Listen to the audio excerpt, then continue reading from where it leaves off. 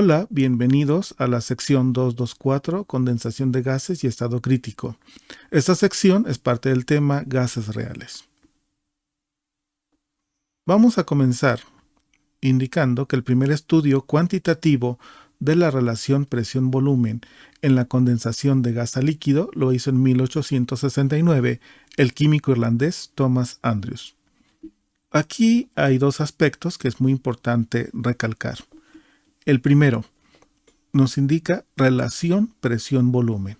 Si nosotros pensamos en lo que vimos de gases ideales, la relación entre la presión y el volumen la vimos en la ley de Boyle y aprendimos que la presión y el volumen son inversamente proporcionales. Si la presión aumenta, el volumen disminuye y viceversa. Ahora, aquí se nos indica que es en la condensación de gas a líquido. En los gases ideales nosotros consideramos que las atracciones entre las partículas son despreciables. Por lo tanto, estrictamente hablando, en los gases ideales no tenemos cambios de fase. Sin embargo, en la realidad sí ocurren los cambios de fase. Así que es por este motivo que se vuelve el tema bastante interesante. Lo que hizo este señor fue medir el volumen de una cantidad dada de dióxido de carbono como función de la presión a varias temperaturas. Entonces, la masa o el número de moles de CO2 se mantuvo constante y estuvo trabajando con diferentes temperaturas. La consecuencia de esto es que se obtuvieron varias isotermas. En la figura que sigue vamos a ver una representación esquemática de las isotermas para el dióxido de carbono. Tenemos un diagrama. En este diagrama tenemos en el eje de las X el volumen molar. La flecha hacia la derecha me está indicando el sentido en el que aumenta el volumen molar. En el eje de las Y tenemos la presión y la flecha hacia arriba me indica el sentido en el que la presión aumenta. Estrictamente hablando, pues es la forma estándar en cómo nosotros interpretamos las gráficas. Ahora, tenemos dos curvas. Es importante mencionar que estas curvas se refieren a un volumen de CO2.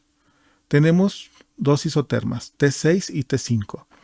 La flecha hacia arriba me indica el sentido en el que la temperatura aumenta. Por lo tanto, la temperatura en T6 es mayor que en T5. Tenemos dos curvas que, si bien no son hipérbolas, pues podemos decir que se asemejan. Recordemos nosotros que cuando graficamos presión y volumen en la ley de Boyle obtenemos hipérbolas. Si bien aquí no son exactamente hipérbolas, podemos pensar que el gas tiene un comportamiento parecido al ideal. Ahora vamos a considerar estas dos isotermas, T4 y Tc. Como están por debajo de T5 y T6, es evidente que estas temperaturas son menores. Aquí observamos algo importante. En esta región tenemos una desviación significativa de lo que sería una hipérbola. Por lo tanto, podemos pensar que en estas regiones tenemos una desviación significativa del comportamiento ideal. Vamos ahora a añadir más isotermas. Observamos que están por debajo de T4 y Tc. Esto significa que lo que tenemos ahora nosotros son temperaturas más bajas. Tenemos tres regiones. Una primera región donde tenemos rectas verticales. Una segunda región donde tenemos rectas horizontales y una tercera donde tenemos curvas. Bien, vamos a interpretar lo que significa esto. Tomemos T2.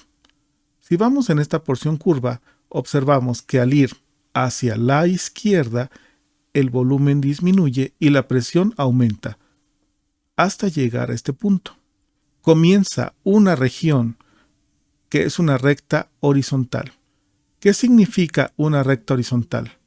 Bueno, que conforme yo me desplazo sobre ella hacia la izquierda, el volumen disminuye, pero la presión se mantiene esencialmente constante.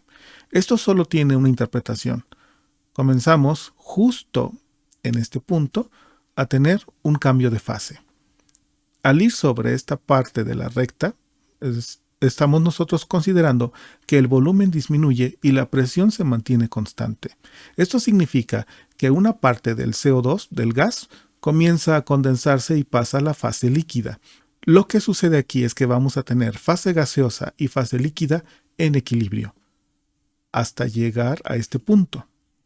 En este punto, ahora ya no hay cambio de volumen. El volumen se mantiene esencialmente constante, no importa que yo esté aumentando la presión de una forma considerable. Por lo tanto, este punto significa que todo el gas se ha condensado y tenemos únicamente fase líquida. Los líquidos son esencialmente incompresibles, por lo tanto, yo puedo aumentar la presión sobre esa fase líquida y el volumen esencialmente no va a cambiar.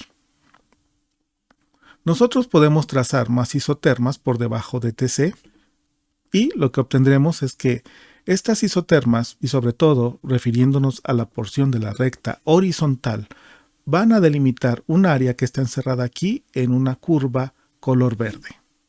A una temperatura particular Tc, es decir, la que tenemos en la isoterma en rojo, esta isoterma es tangencial a la curva punteada, es decir, van a coincidir en este punto, el que estoy señalando con el puntero láser. En ese punto se van a tocar tanto la curva verde como la curva roja. ¿Qué ocurre aquí? Lo que ocurre aquí es bastante interesante. De entrada, en este punto, las partículas están muy juntas como para considerar que tenemos un gas. Entonces, no es un gas. Pero, si cambiamos de perspectiva a la de un líquido, desde la perspectiva de un líquido, las partículas están muy separadas y no es un líquido. Entonces, tenemos un estado bastante interesante. Partículas que están muy juntas para poder considerarse un gas y muy separadas para poder considerarse un líquido. Por lo tanto, estamos hablando de un estado intermedio.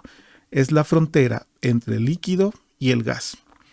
Estamos acostumbrados a ver transiciones de fase sólido-líquido y líquido-gas, pero el comportamiento en esta frontera cae fuera de nuestra experiencia cotidiana, y esto lo hace difícil de imaginar. No es exactamente un líquido, no es exactamente un gas. Más adelante mostraremos imágenes de estos cambios. A temperaturas mayores de Tc solo se tiene gas, es decir, en estas isotermas, sin importar lo grande que sea la presión que se aplique. Es decir, el gas no puede pasar a fase líquida y a eso le vamos a llamar gas permanente.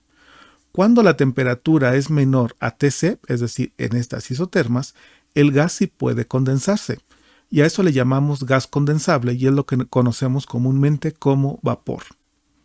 Y puede parcial o completamente pasar al estado líquido. Si estamos en esta zona, tendríamos únicamente vapor, únicamente fase gaseosa, pero que se puede condensar. Si estamos en esta zona, vamos a tener, como lo indica el recipiente, vamos a tener en equilibrio fases gaseosa y fase líquida. Y si estamos en esta zona, tendremos únicamente fase líquida. Llamemos a la curva Tc isoterma crítica. Es la isoterma que representa la temperatura arriba de la cual no puede haber condensación. La temperatura constante que representa Tc se llama temperatura crítica. El punto en el que la isoterma Tc es tangente a la curva punteada, es decir, este punto, se llama punto crítico. Así pues, se tiene un volumen molar crítico y una presión crítica. La presión crítica es la presión requerida para pasar la fase gaseosa al líquido a su temperatura crítica. Entonces, completando nuestro esquema con todo lo que hemos dicho, tenemos las regiones para el gas, el vapor, líquido y vapor en equilibrio y líquido, como se muestra en la figura. Así pues, vapor es un gas que está por debajo de su temperatura crítica y por lo tanto puede condensarse. Vamos a ver ahora las temperaturas y presiones críticas de algunas sustancias. Observen, por ejemplo, el nitrógeno y el oxígeno. Para el nitrógeno y el oxígeno tenemos temperaturas críticas de 126.1 y 154.4. Las unidades son kelvins. Esto significa que a condiciones ambiente nosotros estamos muy por encima de la isoterma crítica para el nitrógeno y oxígeno. El nitrógeno y el oxígeno son los principales componentes de la atmósfera. Por lo tanto, como estamos nosotros muy por encima de la temperatura crítica, estamos en la región del gas permanente. Así que el nitrógeno y el oxígeno, a condiciones normales, no pueden condensarse. En el caso del agua, la temperatura crítica es de 647.6 kelvins. Nosotros estamos entonces muy por debajo de la temperatura crítica, es decir, estamos por debajo de la isoterma crítica, y eso significa que el agua en fase gaseosa sí se puede condensar. Por lo tanto, hablamos que cuando nosotros tenemos fase gaseosa en nuestras condiciones ambiente, tenemos vapor de agua. Bien, esta imagen es bastante interesante. En realidad, si consideramos que la masa de gas es fija, nos quedan tres variables: la presión, el volumen y la temperatura. Si yo quiero graficar esto, tendría que ser una figura tridimensional para tener los tres ejes. Si quiero ver yo en un plano el comportamiento, tengo entonces que dejar una cantidad fija. Lo que hicimos hace un momento fue considerar isotermas, es decir, curvas en las cuales la temperatura es constante. Así que me queda como variables la presión y el volumen. Estuvimos trabajando en esta gráfica que está a la derecha. Otra perspectiva sería considerar como variables la presión y la temperatura, dejando el volumen fijo. En este caso, se crea un esquema o una gráfica como la que está a la izquierda. Y eso se denomina diagrama de fase. Esta curva se denomina curva de fusión y me representa la frontera entre el sólido y el líquido. Es decir, si yo voy de esta zona a esta, hablo de fusión, y en el sentido opuesto, cuando voy del líquido al sólido, hablo de solidificación. Tendré una curva de sublimación para el sólido y el vapor y una curva de vaporización para el líquido y el vapor. Muy bien. Este es el punto crítico. Si nosotros vamos hacia esta sección, estamos hablando de un gas. Si nos movemos hacia la izquierda del punto crítico, tenemos un vapor, fase gaseosa que se puede condensar.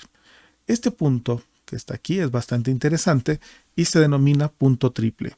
En este punto coexisten en equilibrio las tres fases: sólido, líquido y gas. Obviamente, si nosotros vamos más allá del punto crítico por esta zona, estamos en una región en la que no tenemos ni un líquido ni un gas, sino un estado intermedio. Ese estado intermedio que comentamos se llama fluido supercrítico. Si el comportamiento del dióxido de carbono fuera ideal, tendríamos unas gráficas mucho más sencillas. Por ejemplo, nuestro diagrama PV serían hipérbolas, como lo vimos con la ley de Boyle, y mi diagrama presión-temperatura serían líneas rectas que convergen en el origen, como lo vimos en la ley de Charles. Así que esto sería más sencillo. Sin embargo, el comportamiento real es diferente y es lo que hemos estado analizando. Bien, vamos ahora con esto. Tenemos en esta zona la interfase entre líquido y fase gas. Por debajo del punto crítico se observa el menisco, la separación de las dos fases. Si tenemos un vaso con agua, estamos familiarizados con esa división entre las dos fases. Al subir la temperatura, el menisco comienza a disminuir. A mayor temperatura, las densidades de las fases se hacen más similares. El menisco, sin embargo, aún se puede distinguir. Sin embargo, cuando se alcanza el punto crítico, las dos fases ya no pueden distinguirse y desaparece el menisco. Ya no podemos ver la separación entre líquido y gas. Hasta aquí la sección. Muchas gracias por su atención.